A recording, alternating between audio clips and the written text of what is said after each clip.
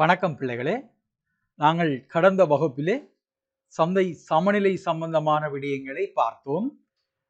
சந்தை சமநிலை சம்பந்தமான விடயத்திலே சமநிலை என்ற எண்ணக்கருவினை நாம் அட்டவணை மற்றும் வரைபடம் மற்றும் சமன்பாட்டு அடிப்படையிலே காட்டலாம் என்று பார்த்திருந்தோம்.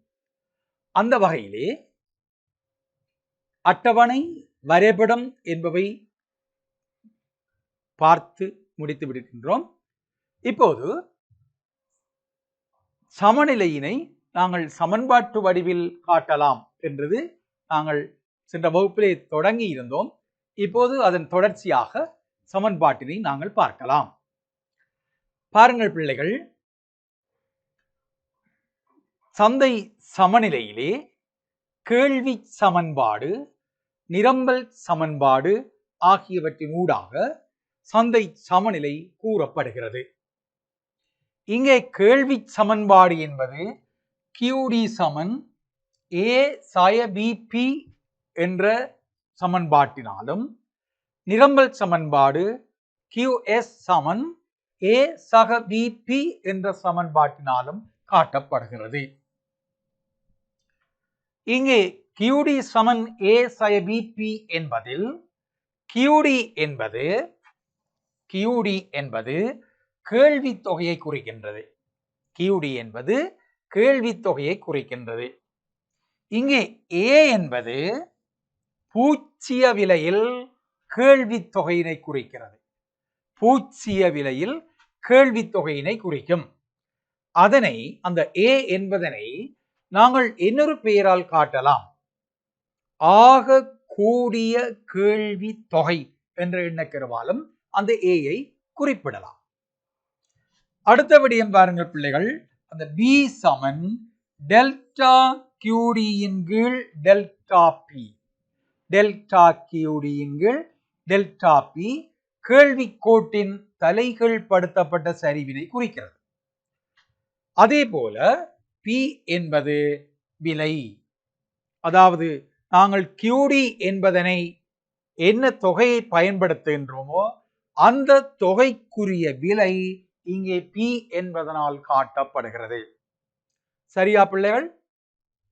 பாருங்கள், நாங்கள் இந்த ஒரு அட்டவணை ஒன்று தரப்பட்டிருக்கின்றது. அந்த அட்டவணையில் இருந்து நாங்கள் ஒரு கேள்வி சமன்பாட்டினை பெறப் போகின்றோம்.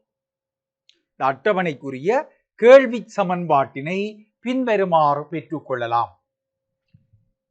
QD சமன் A சய BP என்பதாக அமைகின்றது என்று முன்னர் பார்த்திருந்தோம்.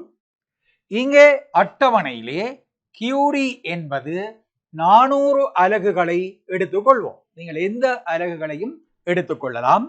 அந்த அலகுக்குரிய விலை பயன்படுத்தப்பட வேண்டும். நாங்கள் இங்கே 400 அலகுகளை QD கேள்வி தொகையாக எடுத்துக்கொள்வோமாக இருந்தால் 400 அலகுகளுக்கான விலை P 20 ரூபாவாக இருக்கின்றது. அதே போல B, நாங்கள் அந்த B ஐ நாங்கள் கணிப்பிட வேண்டுமாக இருந்தால் டெல்டா QD இன் கீழ் டெல்டா P அது சமன், இந்த அட்டவணையிலே பாருங்கள், கேள்வி தொகை 200 அலகுகளால் மாற்றம் அடைந்து செல்கின்றது. 200 அலகுகளால் மாற்றம் அடைந்து செல்கின்றது. எனவே டெல்டா QD 200. விலையை பாருங்கள், டெல்டா P என்பது 20 அலகுகளால் 20 ரூபாவினால் மாற்றம் அடைந்து செல்கின்றது. எனவே டெல்டா QD என்கள் டெல்டா P என்பது 10 என்பதாக அமையும். அதாவது இந்த அட்டவணைக்குரிய சரிவு B 10. எனவே இந்த QD சமன் 400, P சமன் 20, B சமன் 10 என்பதை QD சமன் A சய BP என்பதில் பிரதியிட்டால் 400 சமன் A தெரியாக்கணியம் சய 10 என்பது B தர P. இந்த அடிப்படையிலே அதனை நாங்கள் QD சமன் A சய BP என்பதில் பிரதியிட முடியும். பாருங்கள், தொடர்ச்சியாக 400 சமன் A சய 200 அமைகிறது. அதாவது இங்கே 10 தர 20 200. எனவே இங்கே A சய 200. சமனுக்கு வலதுபுறமாக காணப்படுகின்ற சய 200 சமனுக்கு இடதுபுறமாக கொண்டு வரப்படுகின்ற பொழுது சக என்ற பெருமானத்தை பெறுகிறது. எனவே 400 சக 200 சமன் A என்பதாக அமையும். எனவே A இன் பெருமானம் 600 என்று வருகிறது. ஆகவே QD சமன் Aக்கு பதிலாக 600 சய Bக்கு பதிலாக 10 P. எனவே நாங்கள் இங்கே QD சமன் 600 சய 10 P என்ற சமன்பாட்டினை பெற்றுக்கொள்ள முடியும். மேலே தரப்பட்டுள்ள அட்டவணையின் பிரகாரம் கேள்வி சமன்பாடு QD சமன் 600 சய 10 P என்பதாகும். சரியா பிள்ளைகள்? QD சமன் 600 சய 10 P என்று நாங்கள் அந்த விடயத்தை பெற்றுக்கொள்கின்றோம். அப்ப இது முக்கியமான ஒரு சமன்பாடு. அந்த மேலே தரப்பட்ட அந்த அட்டவணைக்குரிய நிரம்பல் சமன்பாட்டினையும் நாங்கள் பின்வருமாறு பெறலாம். பிள்ளைகளே, நாங்கள் அந்த அட்டவணையில் இருந்து கேள்வி சமன்பாட்டை பெற்றோம். அதே நிரம்பல் அட்டவணை அதிலே தரப்பட்டிருக்கின்றது. அந்த நிரம்பல் அட்டவணையில் இருந்தும் நாங்கள் நிரம்பல் சமன்பாட்டினை பெற்றுக் கொள்ளலாம். நிரம்பல் சமன்பாடானது நாங்கள் ஏற்கனவே குறிப்பிட்டது போல நிரம்பல் சமன்பாடானது QS சமன் A சக BP என்பதாக அமைகிறது. A சக BP என்பதாக அமைகிறது. இங்கே QS என்பது நிரம்பல் தொகையை குறிக்கும். B என்பது டெல்டா QS என்கீழ் டெல்டா P, அதாவது நிரம்பல் கோட்டின் சரிவினை குறிக்கின்றது. இங்கேயும் நாங்கள் B என்பது டெல்டா QS என்கீழ் டெல்டா P என்பதால் காட்டலாம்.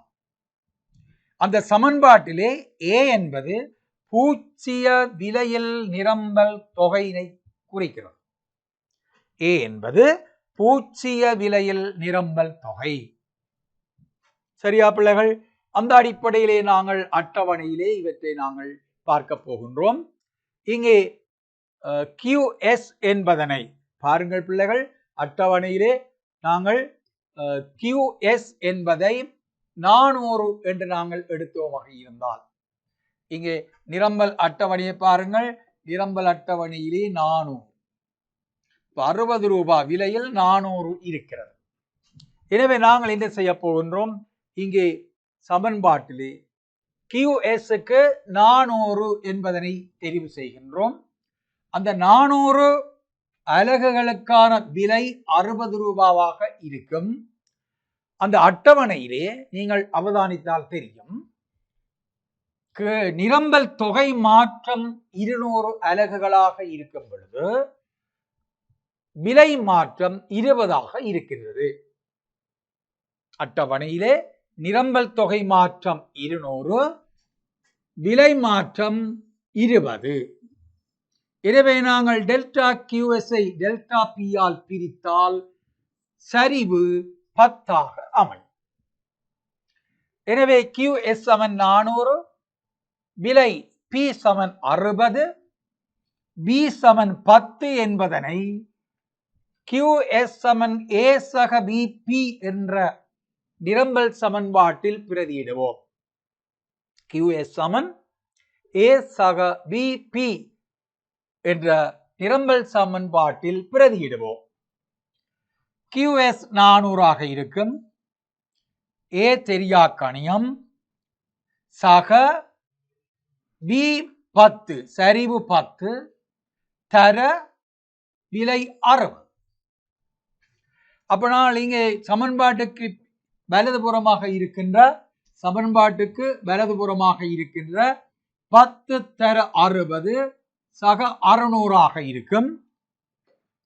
சமன்பாட்டுக்கு இக்காலே இடது பக்கத்திலே 400 அலகுகள் குறிக்கப்பட்டிருக்கின்றன.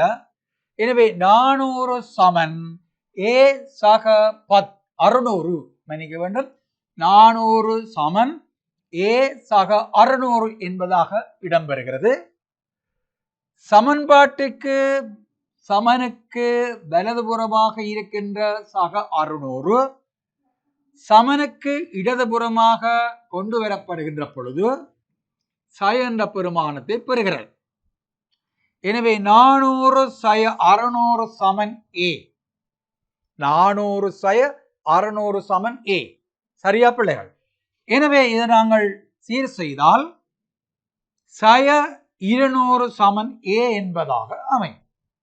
சய 200 சக A இன் பெருமானம் சய 200. இதனை நாங்கள் ஏலவே குறிப்பிட்ட அந்த QS சமன் A சக BP என்ற சமன்பாட்டிலே பிரதியிடுகின்றோம். QS சமன் A க்கு பதிலாக சய 200 சக B சரிவுக்கு பதிலாக 10. எனவே QS சமன் சய 200 சக 10P என்ற சமன்பாட்டினை பெற்றுக்கொள்ளலாம். இதுவும் இரண்டாவது நிரம்பல் சமன்பாட்டை பெற்றுக்கொள்கின்ற முறையாக இருக்கின்றது. இதை நாங்கள் பார்க்கலாம். QS சமன் சய 200 சக 10P. எனவே அந்த அட்டவணையில் இருந்து கேள்வி சமன்பாட்டை பெற்றுக்கொண்டோம் பிள்ளைகள். QD சமன் 600 சய 10P அது சய 10P. இங்கே QS சமன் சக மன்னிக்க வேண்டும் QS சமன் சய 200 சக 10P. QS சமன் சய 200 சக 10P என்ற சமன்பாட்டினை நாங்கள் பெற்றுக்கொள்கின்றோம்.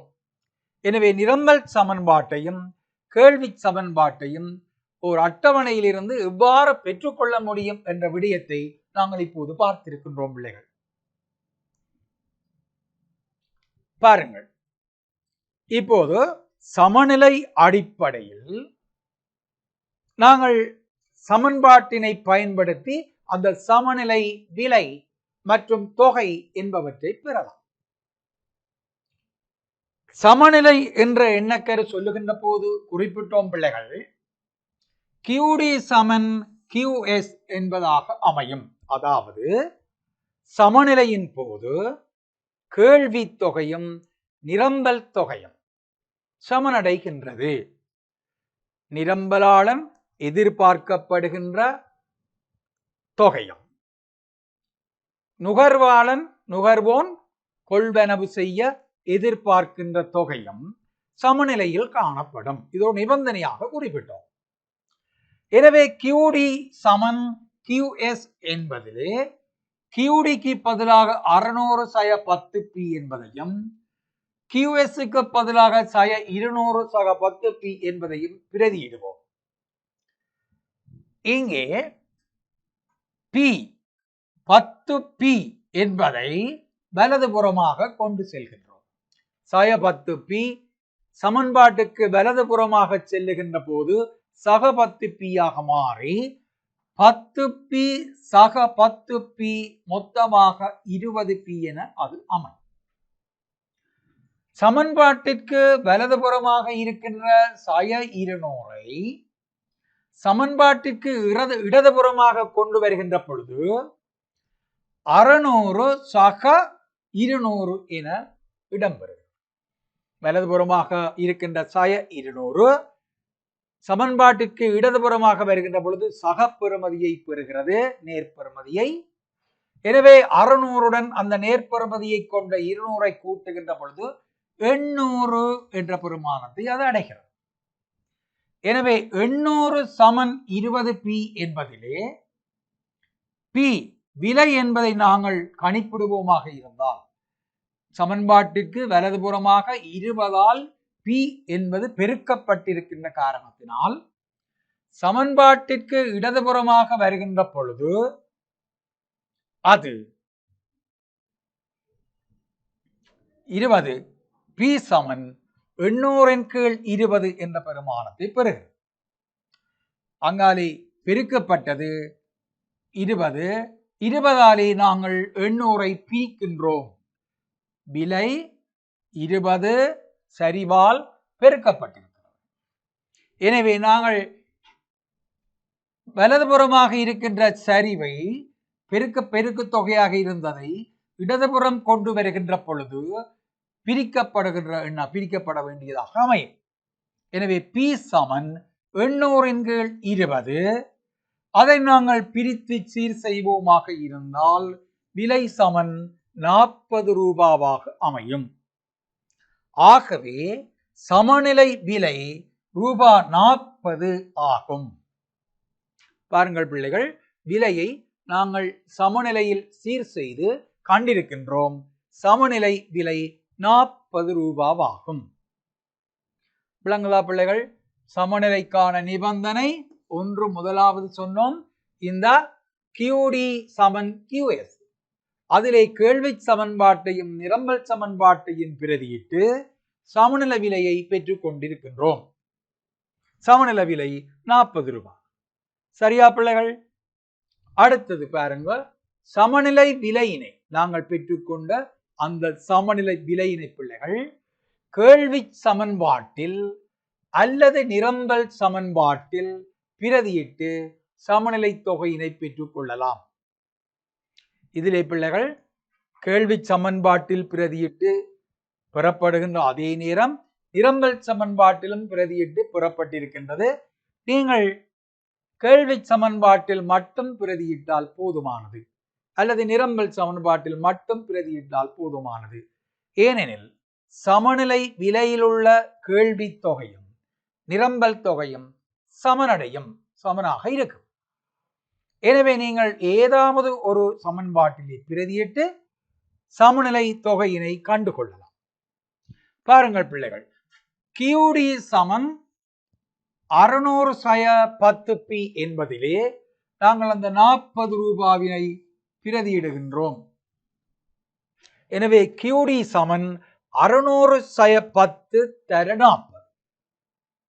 எனவே 10 தர 40 400, 600/400 என அமையும். QD சமன் 600/400. எனவே கழித்தால் QD சமன் 200 அலகுகள். எனவே சமநிலை விலை 40 ரூபாய் விலையில் கேள்வி தொகை 200. அதனையே நாங்கள் இங்கே நிரம்பல் சமன்பாட்டிலும் பிரதியிட்டு காட்டலாம். QS சமன் 200/10p என்பதிலே விலைக்கு பதிலாக 40 ரூபாவை பிரதியிட்டோமாக இருந்தால் QS சமன் 200/400 என அமையும். எனவே இங்க 400ஐயும் 200ஐயும் நாங்கள் கூட்டுகின்ற பொழுது எங்களுக்கு QS சமன் 200 என்ற பெருமானத்தை நாங்கள் பெற்றுக்கொள்ளலாம். எனவே பிள்ளைகள், கேள்வி சமன்பாடு நிரம்பல் சமன்பாடு என்பவற்றை அடிப்படையாக கொண்டு நாங்கள் சமநிலை விலையை கண்டிருக்கின்றோம். ரூபாய் 40 என்று வருகின்றது. சமநிலை தொகையை கண்டிருக்கின்றோம். 200 அலகுகள் என்று வருகின்றது. ஆகவே சமநிலை விலை 40 ரூபாய், சமநிலை தொகை 200 அலகுகள். சமன்பாட்டு வடிவத்திலே நாங்கள் சமநிலை விலை சமநிலை தொகை என்பவற்றை பார்த்திருக்கின்றோம். சரியா பிள்ளைகள்? இது கேள்வி சமன்பாடு நிரம்பல் சமன்பாடு என்பவற்றை மையமாக கொண்டு சமநிலை விலை தொகை என்பவற்றை அளவிடலாம். அப்ப பார்த்தோம். பாருங்கள் பிள்ளைகள், இங்கே கேள்வி நிரம்பல் அட்டவணைகளுக்கூடாக அல்லது கேள்வி நிரம்பல் வளைகளுக்கூடாக அல்லது கேள்வி நிரம்பல் சமன்பாடுகளுக்கூடாக சமநிலை விலை தொகை என்பவற்றை நாங்கள் அளவிட்டோம். இதனை நீங்கள் அவதானமாக கவனிப்பதுடன் இங்காலே தொடர்ந்து பார்க்கின்றோம் பிள்ளைகள். மிகை கேள்வி, மிகை நிரம்பல் என்ற விடயத்தை நாங்கள் பார்க்க போகின்றோம். சமநிலை விலை தொகை என்பவற்றை பார்த்த நாங்கள் மிகை கேள்வி மிக நிரம்பல் என்ற விடயத்தை நாங்கள் இப்போது பார்க்க போகின்றோம். பிள்ளைகளே, நாங்கள் சமநிலை குறிப்பிடுகின்ற பொழுது மிகை கேள்வி, மிகை நிரம்பல் என்பவை பூச்சியமாக இருக்கும் நிலையில் சமநிலை தோன்றும் என்று பார்த்திருக்கின்றோம். சமநிலைக்கான நிபந்தனை கூறுகின்ற பொழுது கேள்வி தொகையும் நிரம்பல் தொகையும் சமனடைய வேண்டும். மிகை கேள்வி, மிக நிரம்பல் என்பவை பூச்சியமாக இருக்க வேண்டும் என சில விடயங்களை நாங்கள் பார்த்திருக்கின்றோம். ஆகவே இங்கு நாங்கள் மிகை கேள்வியை அவதானிக்க வேண்டும். பாருங்கள் பிள்ளைகள், மிகை கேள்வி என்பது குறிப்பிட்ட விலையில், குறிப்பிட்ட ஒரு விலை நுகர்வோனால் கொள்வனவு செய்யப்படுகின்ற அளவிற்கும்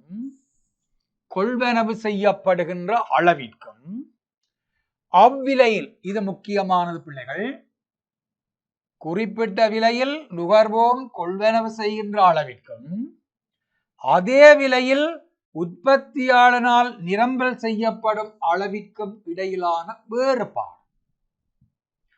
குறிப்பிட்ட ஒரு விலையில் நுகர்வோனால் கொள்வனவு செய்யப்படும் அளவிற்கும் அதே விலையில் உற்பத்தியாளனால் நிரம்பல் செய்யப்படும் அளவிற்கும் இடையிலான வேறுபாடு மிகை கேள்வி ஆகும். இந்த மிகை கேள்வியை நாங்கள் அளவிடுவதற்கு இந்த சமன்பாட்டினை பிரயோகிக்கலாம். மிகை கேள்வி தொகை அல்லது மிகை கேள்வி அளவு சமன் குறிப்பிட்ட விலையில் உள்ள கேள்வி தொகையிலிருந்து அவ்விலையில் உள்ள நிரம்பல் தொகையை கழிப்பதன் மூலம் மிகை கேள்வி தொகையை நாங்கள் கண்டுகொள்ளலாம். மிகை கேள்வி தொகை என்பது கேள்வி தொகை நிரம்பல் தொகை. குறிப்பிட்ட ஒரு விலைக்கான கேள்வி தொகையில் இருந்து அதே விலைக்கான நிரம்பல் தொகையை கழிப்பதன் மூலம் மிகை கேள்வி தொகையினை நாங்கள் அளவிடலாம். அப்ப அதை தொடர்ந்து பிள்ளைகள் பாருங்க, மிகை நிரம்பல். மிகை கேள்வியை போன்றே மிகை நிரம்பல் சொல்ல போறோம். பாருங்கள், குறிப்பிட்ட விலை ஒன்றில், ஒரு விலை, குறிப்பிட்ட விலையில் நுகர்வோனால் கொள்வனவு செய்யப்படும் அளவிற்கும் அவ்விலையில், அதே விலையில் உற்பத்தியாளனால் நிரம்பல் செய்யப்படும் அளவிற்கும் இடையிலான வேறுபாடு மிகை நிரம்பல் ஆகும். இதிலே மிகை கேள்வி என்று இருக்கிறது பிள்ளைகள், மிகை நிரம்பல் ஆகும். மிகை நிரம்பல் ஆகும்.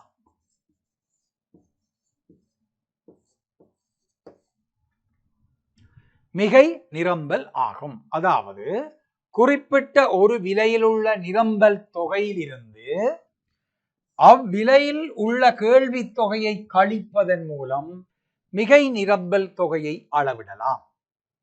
குறிப்பிட்ட விலை ஒன்றில் நுகர்வோனால் கொள்வனவு செய்யப்படும் அளவிற்கும் அவ்விலையில் உற்பத்தியாளரால் நிரம்பல் செய்யப்படும் அளவிற்கும் இடையிலான வேறுபாடு மிகை நிரம்பலாக இருக்க வேண்டும். இது நிரம்பல் தொகையிலிருந்து கேள்வி தொகை கழிக்கப்படுகிறது. எனவே இங்க நாங்கள் இதை மாற்றி குறிப்பிட்டு சொல்லலாம். குறிப்பிட்ட விலை ஒன்றில் உற்பத்தியாளனால் நிரம்பல் செய்யப்படும் அளவிற்கும் அவ்விலையில் நுகர்வோனால் கொள்வனவு செய்யப்படும் அளவிற்கும் இடையிலான வேறுபாடு என்று குறிப்பிடலாம். குறிப்பிட்ட விலையில் உற்பத்தியாளனால் நிரம்பல் செய்யப்படும் அளவிற்கும் அவ்விலையில் நுகர்வோனால் கொள்வனவு செய்யப்படும் அளவிற்கும் இடையிலான வேறுபாடு மிகை நிரம்பல் என்று எடுத்துக்கொள்ளலாம். எனவே நிரம்பல் தொகையில் இருந்து கேள்வி தொகையை கழிப்பதன் மூலம் மிகை நிரம்பலை பெற்றுக்கொள்ளலாம். சரியா பிள்ளைகள்? அப்ப மிகை கேள்வி, மிகை நிரம்பல் என்பதை பார்த்திருக்கின்றோம். மிகை கேள்வி என்பது கேள்வி தொகையிலிருந்து நிரம்பல் தொகையை கழித்து பெறப்படும் தொகையாக கருதப்படும். அதே போல மிகை நிரம்பல் தொகை என்பது நிரம்பல் தொகையிலிருந்து கேள்வி தொகையை கழித்து பெறப்படுவதாக இருக்கும். இதனை நாங்கள் ஒரு அட்டவணையிலே காட்டலாம்.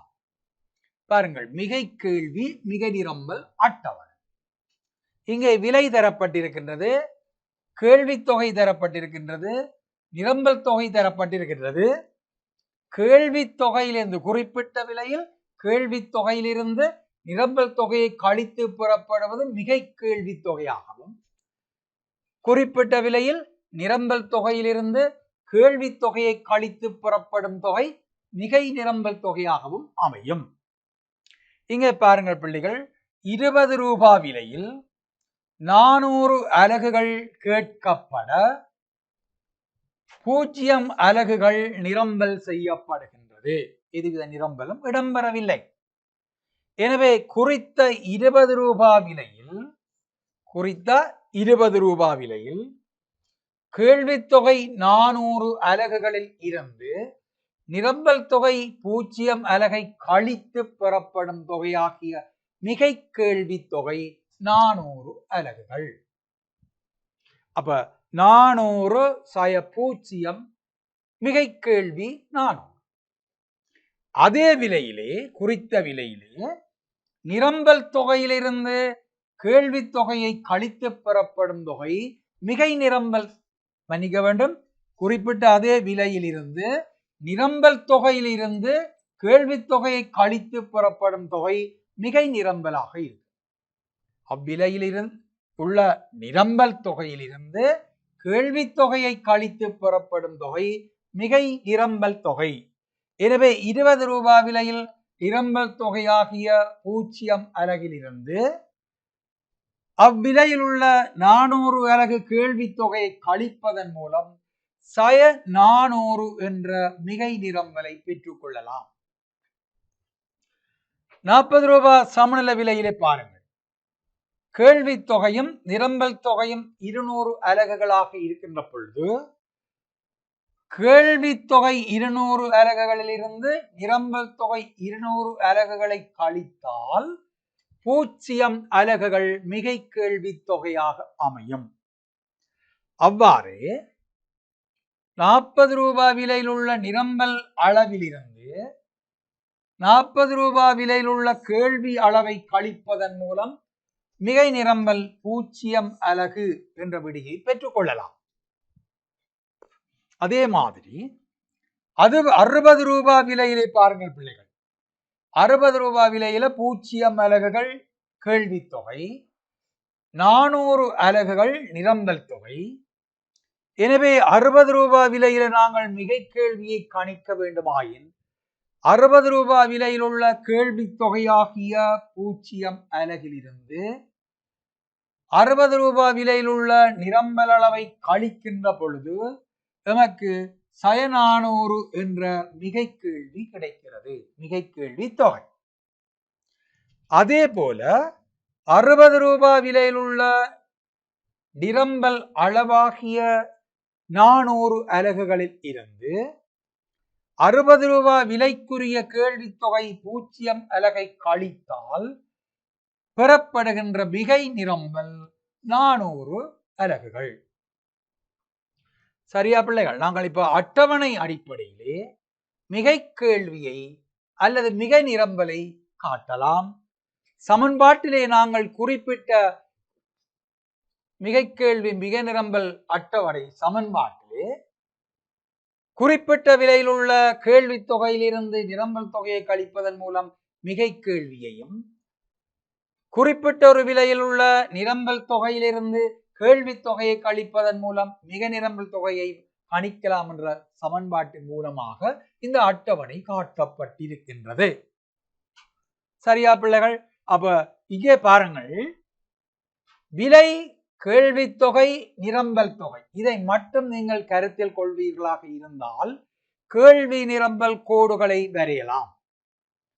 கேள்வி நிரம்பல் அட்டவணை, எனவே கேள்வி நிரம்பல் கோடுகளை வரையலாம். அதே போல 20 ரூபாய், 40 ரூபாய், 60 ரூபாய் என்ற விலைகளில் மிகை கேள்வி மிக நிரம்பல் தொகை என்பது தரப்பட்டிருக்கின்றது. எனவே அந்த விலைகளுக்கும் மிகை கேள்வி தொகைக்கும் இடையிலே நாங்கள் ஒரு வரைபடத்தை வரைவோமாயின் அது மிகை கேள்வி வளையாக அமையும். அவ்வாறே விலைக்கும் மிகை நிரம்பல் தொகைக்கும் இடையிலே நாங்கள் ஒரு வரைபடத்தை வரைவோமாக இருந்தால் அது மிகை நிரம்பல் வளைகோடாக அமையும். சரியா பிள்ளைகள்? அப்ப நாங்கள் இப்போது மிகை கேள்வி என்றால் என்னென்று பார்த்திருக்கின்றோம். மிகை கேள்வியை கணிப்பதற்கான சமன்பாட்டை பார்த்திருந்தோம். அதே போல மிக நிரம்பல் என்றால் என்ன, மிக நிரம்பல் சமன்பாடு பார்த்திருக்கின்றோம். அதே போல அவற்றின் அடிப்படையில் மிகை கேள்வி மிக நிரம்பல் அட்டவணையை நாங்கள் இப்போது பார்த்திருக்கின்றோம். பாருங்கள் பிள்ளைகள், தனியே மிகை கேள்வி மிக நிரம்பல் அட்டவணை இங்கே தரப்பட்டிருக்கின்றது. நாங்கள் ஏற்கனவே பார்த்த அட்டவணையிலிருந்து கணிக்கப்பட்ட அந்த மிகை கேள்வி மிக நிரம்பல் அட்டவணை இங்கே தரப்பட்டிருக்கின்றது. 20 ரூபாய் விலையில் 400 அலகுகள் மிகை கேள்வி தொகை ஆயின் அதே விலையில் 400 அலகுகள் மிக நிரம்பலாக இருக்கும். ஆனால் கணிய பெறுமதி மாறியிருக்கும். 20 ரூபாய் விலையில் நேர்கணியத்திலே மிகை கேள்வி தொகை இருக்குமாயின் அதே விலையில் மிகை கேள்வி தொகை என்னவோ அதே தொகை மிக நிரம்பலாக மறைப்பெறுமதியை கொண்டிருக்கும். மாறி எதிரான தொடர்பை கொண்டிருக்கும். மிகை கேள்வி நேர்கணியமாயின் மிக நிரம்பல் எதிர்கணியமாகும்.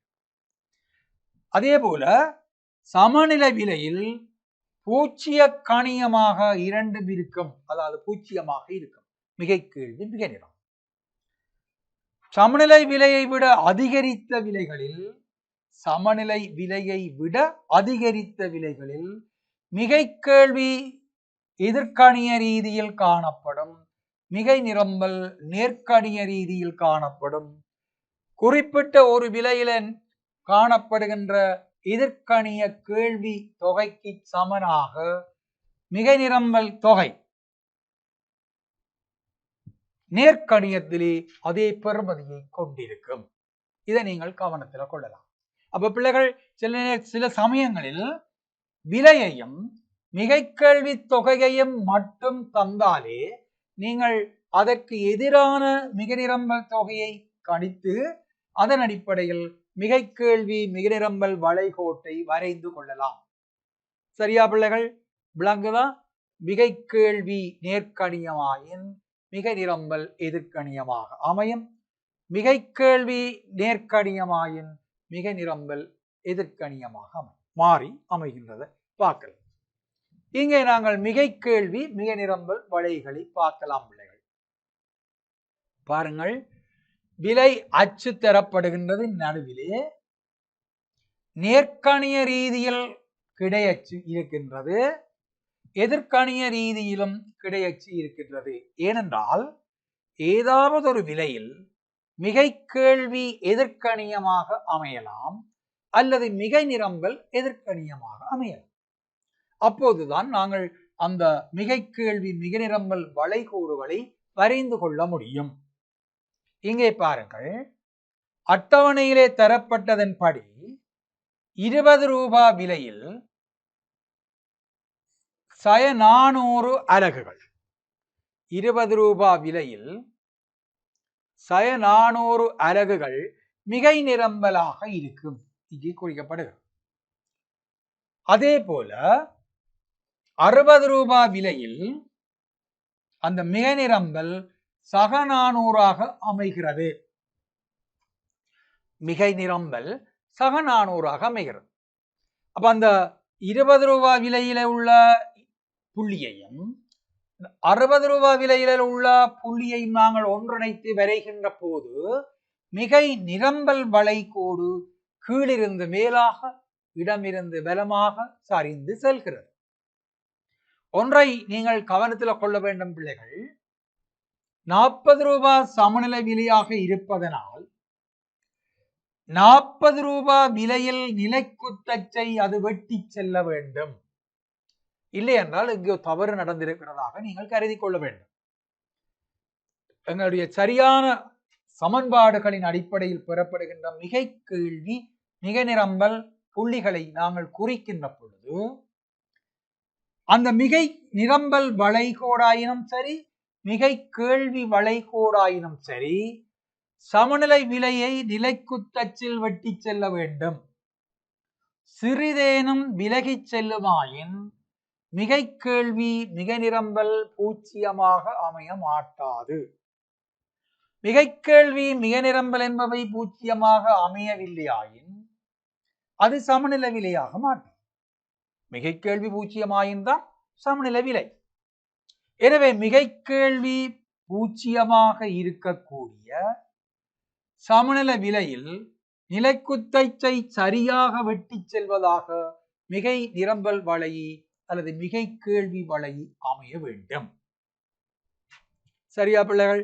இந்த வரைவிலே பாருங்கள், மிகை கேள்வி வளையி மற்றும் மிகை நிரம்பல் வளை என்பவை 40 ரூபாய் விலையில் நிலைக்குத்தச்சை வெட்டி செல்கின்றது. சிறிதேனும் விலகி இருத்தல் ஆகாது. சரியா பிள்ளைகள்? இப்போது நாங்கள் மிகை கேள்வி மிகை நிரம்பல் என்பவற்றின் ஊடாக மிகை கேள்வி வளையி மிகை நிரம்பல் வளை என்பவற்றை பார்த்தோம்.